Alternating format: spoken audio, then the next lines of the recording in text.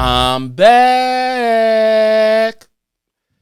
And again, thank you for tuning into another episode of Shoot the Ish. And I, I left. I didn't do an episode last week because there was a lot of stuff going on with the shooting. Another massacre. The last episode I was talking about a massacre. Now I'm the one with the kids. And I didn't really want to do an episode about that because I think we seen one too many. And we're just gonna be talking about the same things, but it's still stuff going on with that, with that case, or what's going on with it. Well, I don't want to even call it a case with that situation. More things are coming out. They're finding more things, seeing how they messed up on certain things. So I don't really want to talk about the person. And as you all know, like when there is something, I go a different route with it because it's all. Everybody can say the same thing, but it's always a different way of looking at it. I'm looking at something. And to me, what I thought I would like to talk about would be gun control. Because that seems to be the thing or the topic. Anytime there's a shooting, a massacre, anything that happens, everybody talks about guns. There are people who are pro-guns. There are people that are anti-guns. Me? Well, before I say me and what it is that what it is that I think about it, I'll just say, hey, I'm a military veteran. I own a home, have children, and I believe that you should be able to protect your home.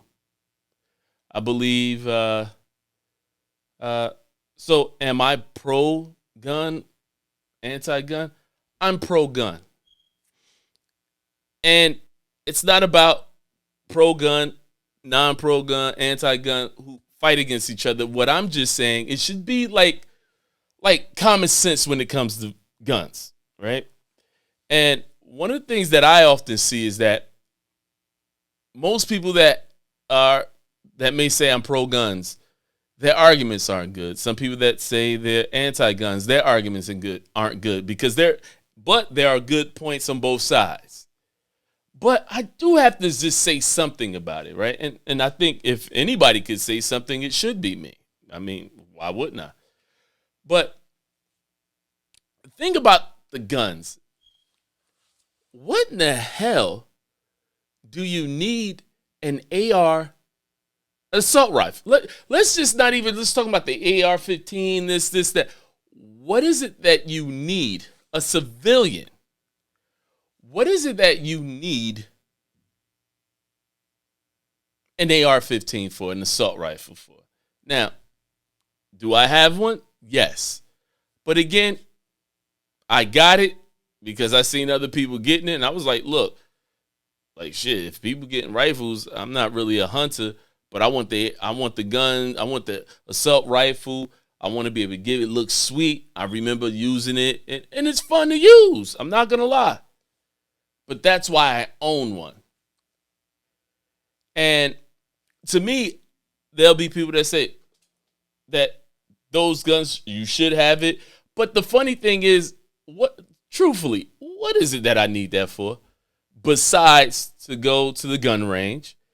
People say, there was a senator who said something like, these are the reasons that you should have your AR-15 for target practice, something like hog hunting and things like that. Now, I just say to myself, if you need an AR assault rifle to kill hogs, maybe you shouldn't be hunting for hogs. Because it's all right to have a hunting gun, a shotgun, like a hunting rifle. That makes logical sense. You don't have to worry about a mass shooting happening from a rifle. A hunting rifle. Now, to me, I say to myself, yeah, like for people who have all these, a whole arsenal at home, what do you need it for? Seriously, besides, look, you're not supposed to be killing people. It's not like you're that much in danger that one handgun couldn't take care of the issue. And you can't really hunt. You can't hunt with them. So what's the purpose? And I think that's the whole thing about gun control.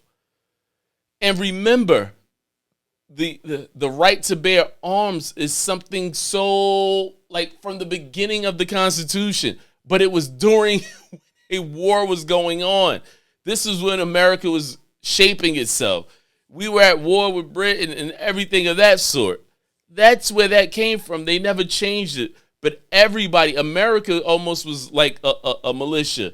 You had to protect against the soldiers that were coming in and everything of that sort. It wasn't like what it is today. It wasn't, oh, I shoot for pleasure and gun. Like, no.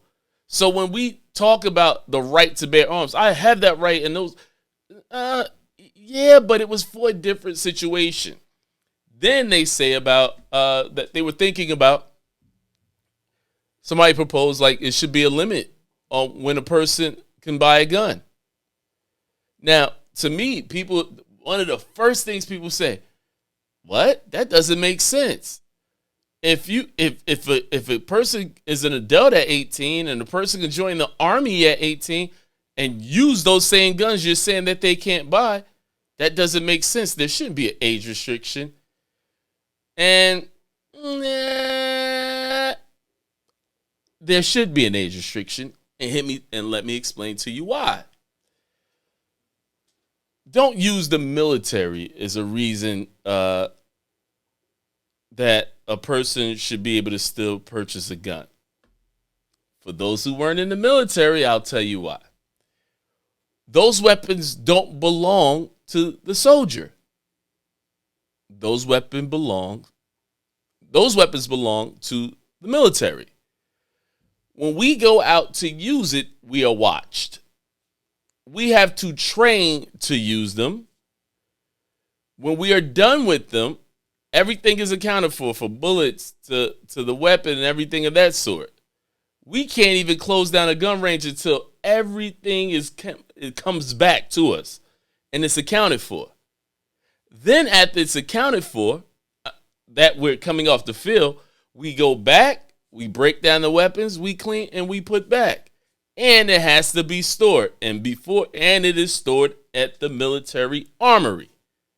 So, reality, don't use that one anymore. So, when you say they're old enough to use them in the military, they're not even ours. So, when you're 18, don't. So those of you who want to use that argument can't use it. And again, I know I was in the military. Then we look at the other scenario. When you're looking at someone that's 18, it's considered adult, but we have situations where 18-year-old can't buy liquor. So he can't buy liquor, but he can buy a gun. That's almost as dangerous as being a irresponsible drunk is just like an irresponsible gun owner. But the craziest thing is that when we talk about guns and the laws of the guns and things of that sort, we're looking at things like I should say this. Do you know that it's actually harder?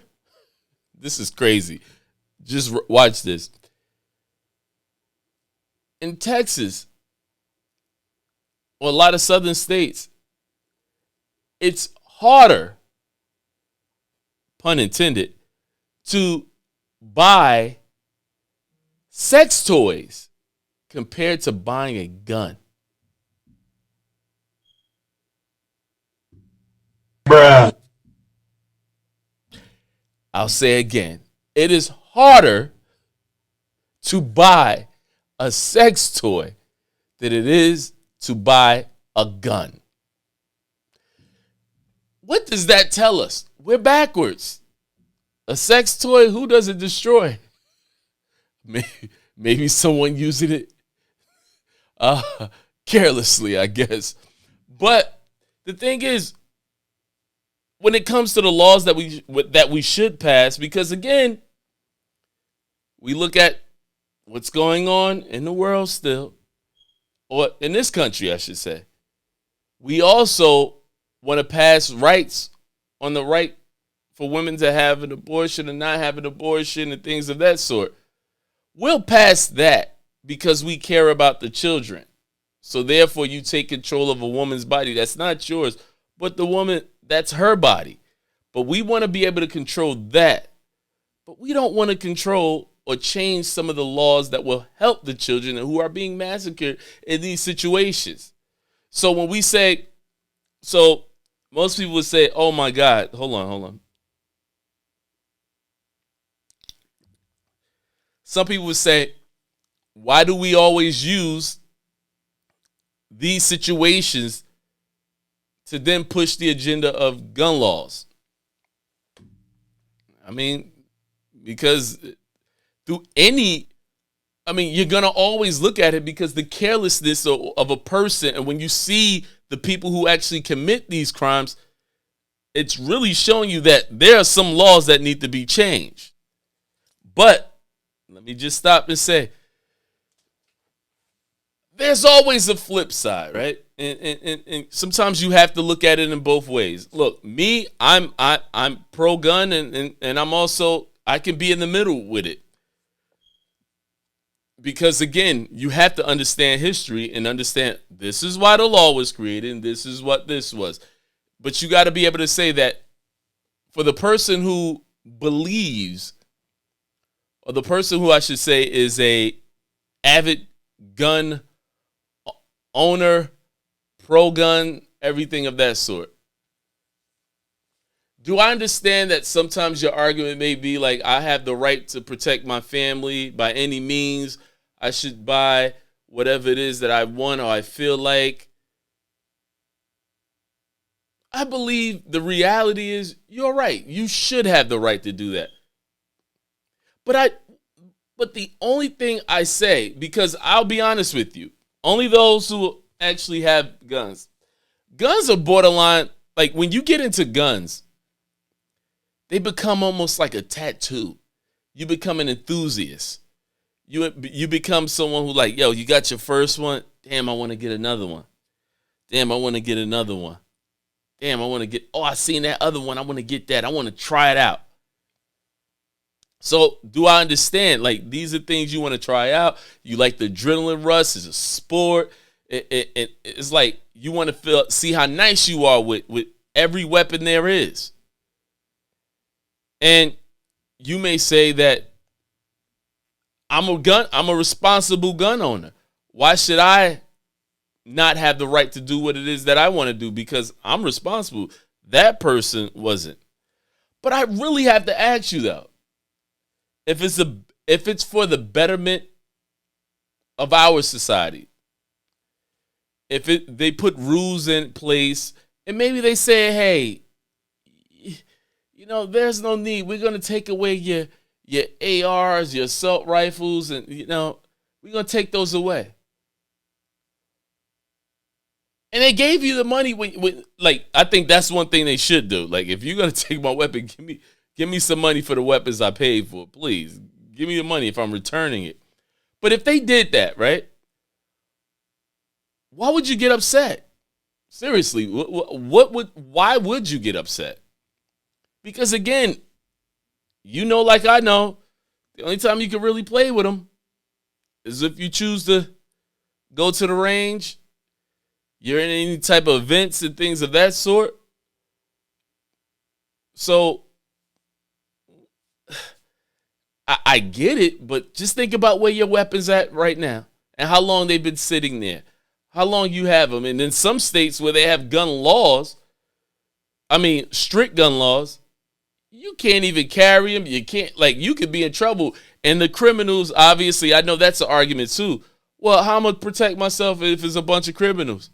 Well, to be honest with you, if you're in New Jersey, okay, they got their weapons. But guess what? Based on the law, if you're a legal gun owner, let's be honest, the only thing you can do is protect your home. You can't carry it. So when it's all said and done, I'm going to look like I'm waiting for somebody to break in my house so I could be Rambo on their asses. I'm going to have I'll have all my bullets with my machine gun and just airing shit out. Is that what I was waiting for? Is that what I brought all these weapons for? Because I'm waiting for the day. I'm just waiting to smell that gun smoke and just air something out. Always understand, that's the only place, if you were going to use it in these strict gun law places, that's the only place you're going to use it, right? But remember, in a lot of these places, our neighbors right there. Be careful you talking about airing shit out. So to really have a machine gun that you just gonna be like airing somebody, I believe a 9 will work just as fine. Handgun. So truthfully, do we really need all these wild ass weapons? The criminals, obviously, they're gonna get what they're gonna get. That's just the fact of the matter is. But in these states where you say, hey, I want to be a gun owner, you can't even use it on those criminals, only in your house. But in your house, you're not airing nobody out like that. The average person that is a shotgun in the house or a damn handgun. So I get it. I get the argument. It makes sense. But just think about it. Like, why is it that we feel like we need that? I'm just saying it's overkill to me. I have one. But again, I have one because I know I can get one. I know I'm responsible. But there is no need. And no, this is just the way I feel. You don't own a home. You live with your parents. What are you getting an AR-15 for? What are you even getting a gun for? There's some rules that I even believe should be. One of the things I believe, only homeowners can have a gun. You must present that you actually live or own your home. Live and is the owner of that home. Because what is my 18-year-old son? What does he have an assault rifle for in a house that he doesn't own?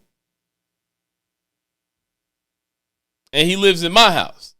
I don't even have a gun. So why does he have a house that's now going to be at my house? No. I'm the owner of the house. I should be the one that's allowed to get guns. But we all understand that it's money behind the weapons. I'll just say it's money behind weapons. But when you think about it, there are certain rules that I believe should actually happen. Again, like I said, I don't even understand why somebody that's 18 who doesn't own a home, why do you have that type of weapon? To me, doesn't make sense. But again, you say they could join the military, but at the same time, I told you already about the military situation. So that was really my stay or my stance in reference to gun control. That's my point of view with it.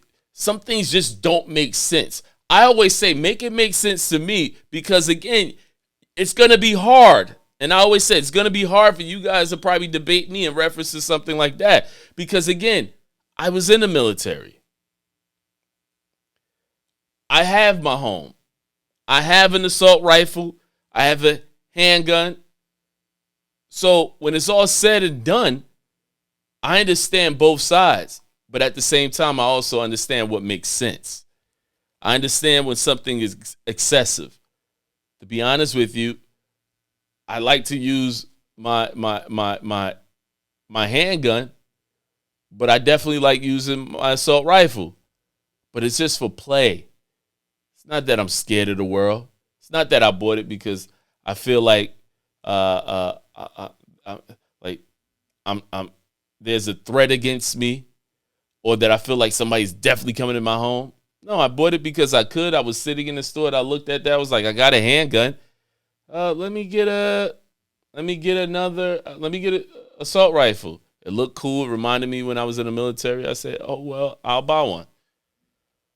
But at the same time, if it ever was a law that they say we want to take all assault rifles off back from homes, I have no problem with that. Just pay me. That's all I just say. Just give me some guns for cash. If that's what we're going to do, let's do it.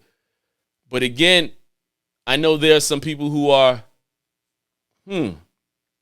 conspiracy theorists. And the thing about that is, I hear some people saying these are just ploys so that the government they'll make sure that they disarm America, and then they'll come in and take control, and we're ran by our government and then we have no guns. Come on. I'm like, look, it may be true, it may not be true, but I'm like, yo, you looking too deep in this. And if you really that deep into it, maybe you need mental, like you may be one of those people that got guns that need to speak to somebody. But the reality is, you have to, when talking about guns, make it make sense. Please, let's not gamble, because look, most people also say drinking causes this causes this. Come on, at the end of the day, one person can hold a weapon that can murder multiple people. We have to start making things make sense. We need to start fixing the problems. And when you really think about it, it's only America. It's only America. We had, like, what did they say, 288 school shootings in America alone. Damn. And when you looked at other countries, some of them only hit double digits or even single digits. But they did something when that happened. When do we do something when that happens? 288? We didn't realize that the 10th, the 100th time it happened, we needed to change something. Now, there are laws that are actually put in place, red flag laws. I think it was called red flags. So basically, if a person comes up and there's a red flag with them, they'll go to the home, they go to court, they have to return their weapons, all their weapons. They get on timeout basically like for a year. I think they have it in Florida. So they get on timeout for a year. They can't have their guns. They have to show that they went to some counseling and things of that sort, and some gun classes. So, and they put actually an age limit to 21.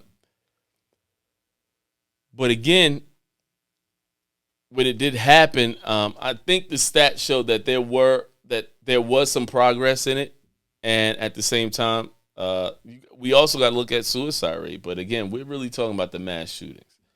But stats show that it did do some type of help. But again, anything is better than nothing. So, I just wanted to talk to you guys about that, be able to give my perspective on it, because you already knew I was going to talk about it, but I wanted to give it some time. So that's why I took off that week. And again, I got to keep saying thank you for tuning in to Shoot the Ish. I appreciate you. Last episode got a lot of traction, so I definitely appreciate all you guys who keep continuing, keep supporting, and even the new subscribers who I've been seeing come through. Thank you again for subscribing to the channel. Definitely leave a couple of likes, leave a comment, as I always say, and that's it. Come on, give me a like, subscribe, and share. And to all those who continue to watch, next week, I'm going to talk about this Juneteenth thing. I got some stuff. I've been doing my research on it, but definitely going to talk about Juneteenth. But again, thank you for subscribing. Tune into the channel, like, subscribe. Cheers to you.